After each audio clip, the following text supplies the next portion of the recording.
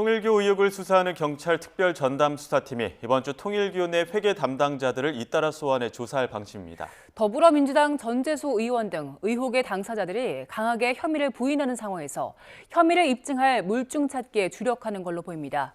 현장에 나가 있는 취재 기자 연결합니다. 배민혁 기자. 네, 경찰청 국가수사본부입니다. 네, 경찰이 이번 주에 통일교 회계 담당자들을 소환한다고요? 네, 그렇습니다. 경찰 특별 전담 수사팀이 이번 주에는 통일교 자금 관리자들을 줄지어 소환할 방침입니다.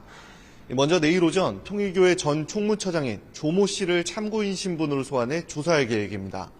조 씨가 인사와 행정, 예산을 담당했던 만큼 재단의 돈을 어디에 어떻게 썼는지 집중 조사가 이뤄질 것으로 보입니다. 조 씨는 통일교 재직 당시 윤영우 전 세계본부장의 아내인 이모 씨의 상사이기도 합니다. 이 씨 역시 경찰의 소환 대상에 포함된 것으로 알려졌는데 경찰은 이 씨를 대상으로도 교단 자금이 정치권 로비에 사용됐는지 캐물을 것으로 보입니다. 이 씨는 앞서 김건희 특검이 한학자 총재를 기소하며 공범으로 지목돼 함께 기소됐습니다. 당시 특검은 이 씨가 정원주 전 비서실장 등과 모의해 한 총재에게 교단 자금을 상납하는 등 19억 원을 유용한 혐의가 있다고 판단했습니다. 네, 경찰은 수사 인력도 확충하면서 수사에 속도를 내고 있다고요?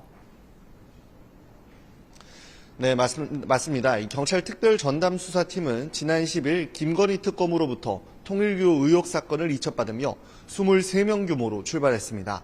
압수물 분석과 신속한 수사를 위해 지난 18일 회계 분석 요원 등 2명을 증언한 데 이어 오늘도 수사팀에 5명을 추가해 30명까지 확대됐습니다.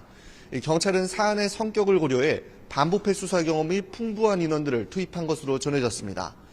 경찰은 대규모 압수수색을 펼친 지 나흘 만인 지난주 더불어민주당 전재수 의원을 본격 소환해 14시간에 달하는 고강도 조사를 벌였습니다. 주말에는 숨을 고르며 추가 소환 없이 그동안 확보한 압수물과 진술 분석에 주력했습니다. 전 의원 등 의혹의 당사자들은 여전히 강력하게 혐의를 부인하고 있는 가운데 경찰은 수사를 이어가며 전 의원을 추가 소환할 가능성도 열어두고 있습니다. 지금까지 경찰청 국가수사본부에서 YTN 배민혁입니다.